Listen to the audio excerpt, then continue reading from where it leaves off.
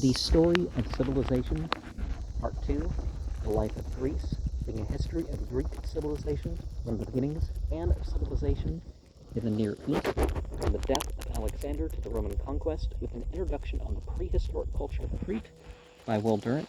Chapter 13, The Morals and Manners of the Athenians, Section 5, Character. If we are still attracted to these reckless disputants, it is because they cover the nakedness of their sins with an exhilarating vigor of enterprise and intellect. Well, why would they be any more sinful than any other culture? The nearness of the sea, the opportunities of trade, the freedom of economic and political life, formed the Athenian to an unprecedented excitability and resilience of temper and thought, a very fever of mind and sense. What a change from the Orient to Europe, from the drowsy southern regions to these intermediate states where winter is cold enough to invigorate without dulling, and summer warm enough to liberate without enfeebling body and soul. Now, a lot of what would be too much, what would just reduce one's ability on either end of the spectrum, would vary by your ancestry, what you grew up in, what you've otherwise got used to. Here is faith in life and man, a zest of living, never rivaled again until the Renaissance. Out of this stimulating milieu comes courage and impulsiveness, all the world away from the sophrosyne, self-control, sophrosana, which the philosophers vainly preach, or the Olympian serenity which young Winckelmann and old Goethe will foist upon the passionate and restless Greeks. A nation's ideals are usually a disguise, and are not to be taken as history. Courage and temperance, andria, or manliness, and the medon agan, or nothing in excess, of the Delphic inscription, are the rival mottos of the Greek. He realizes the one frequently enough, but the other only in his peasants, philosophers, and saints. The average Athenian is essentialist, but with a good conscience. He sees no sin in the pleasures of sense. He finds in them the readiest answer to the pessimism that darkens his meditative intervals. He loves wine and is not ashamed to get drunk now and then. He loves women in an almost innocently physical way, easily forgives himself for promiscuity, and does not look upon a lapse from virtue as an irredeemable disaster. Well, it would vary between the elites whose stuff was written down and the general people, are by individuals too, so can't always look at records of what people thought. Nevertheless, he dilutes 2 parts of wine with 3 of water, and considers repeated drunkenness an offense against good taste. Though he seldom practices moderation, he sincerely worships it, and formulates more clearly than any other people in history the ideal of self-mastery.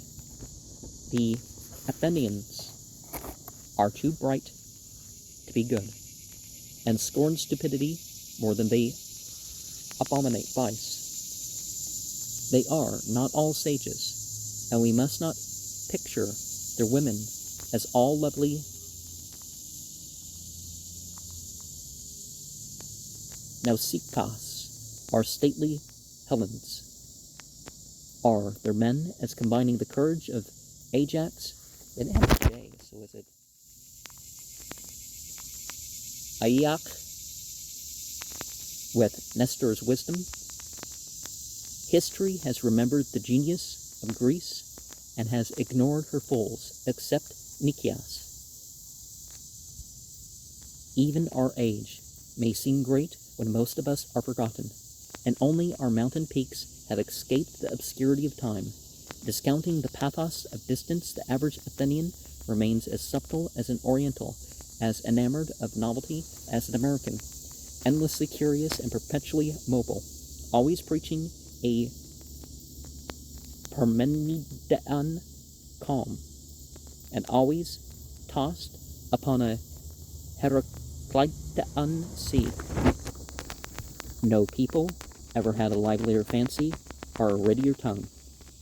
Clear thought and clear expression seem divine things to the Athenian.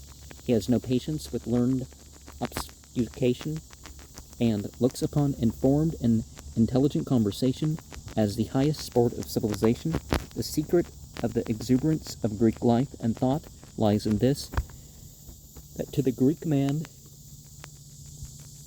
is the measure of all things. The educated Athenian is in love with reason, and seldom doubts its ability to chart the universe. The desire to know and understand is his noblest passion, and as immoderate as the rest. Later he will discover the limits of reason and human effort, and by the natural reaction will fall into a pessimism strangely discordant with the characteristic buoyancy of his spirit.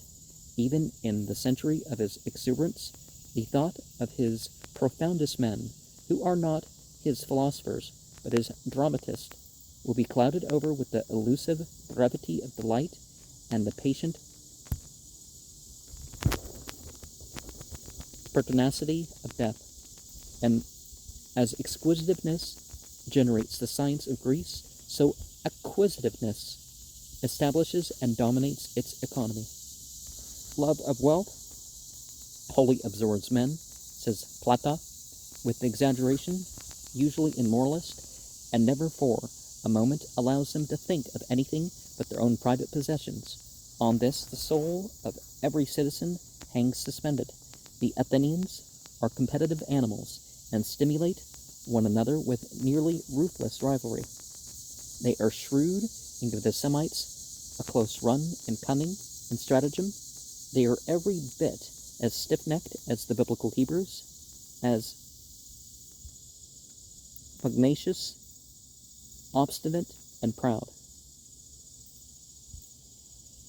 They bargain virulently in buying and selling, argue every point in conversation, and when they cannot make war upon other countries, quarrel among themselves. They are not given to sentiment and disapprove of Euripides' tears. They are kind to animals and cruel to men. They regularly use torture upon unaccused slaves, and sleep heartedly, to all appearances, after slaughtering a city full of non-combatants. Well, that sort of stuff's still done. Some armies don't like that idea, but nevertheless, they are generous to the poor or the disabled. And when the assembly learns the granddaughter of Aristogeiton, the tyrannicide, is living in destitution, Tyrannikid,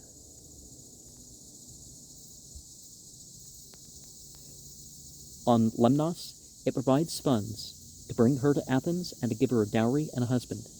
The oppressed and hunted of other cities find this sympathetic refuge in Athens. In truth, the Greek does not think of character in our terms. He aspires neither to the consciousness of the good bourgeoisie, nor to the sense of honor of the aristocrat. To the Greek, the best life is the fullest one, rich in health, strength, beauty, passion, means, adventure, and thought. Virtue is arete, manly, literally and originally, martial. Excellence, ares, Mars, precisely what the Romans called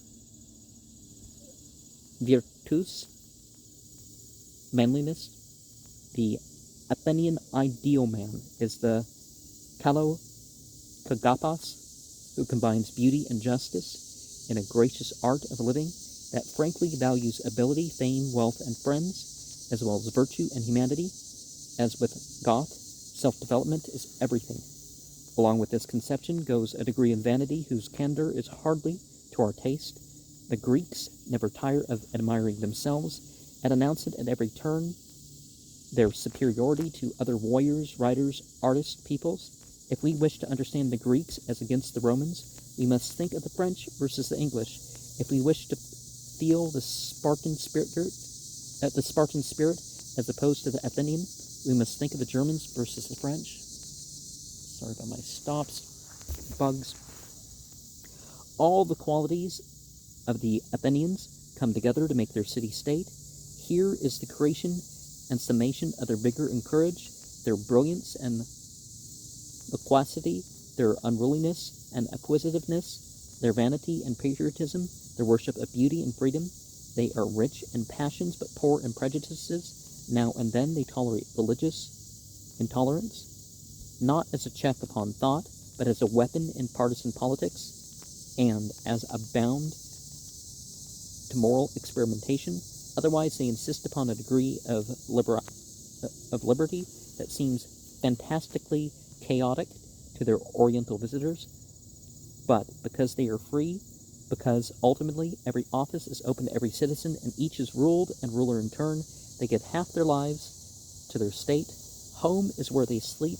They live in the marketplace, in the assembly, in the council, in the courts, in the great festivals, athletic contests, and dramatic spectacles that glorify their city and what they consider to be the gods.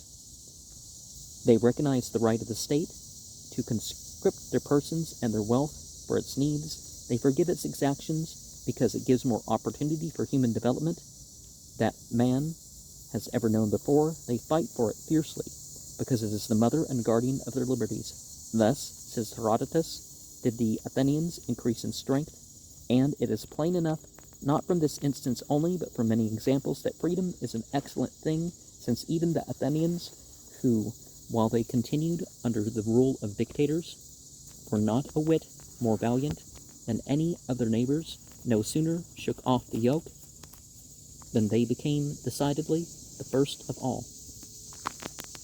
And, of course, it matters more the principles and such of the ruled and the ruling than it does the type of government.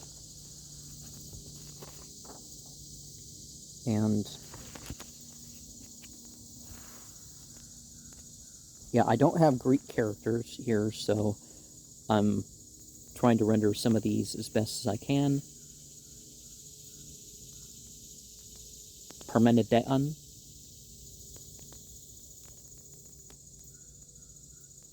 Nausicaa, Helens, Nicias, Medenagon, Andria, Sephrosena. It's probably an H at the end instead of an E. Well, that's not the names of the Greek characters, but you know what I mean.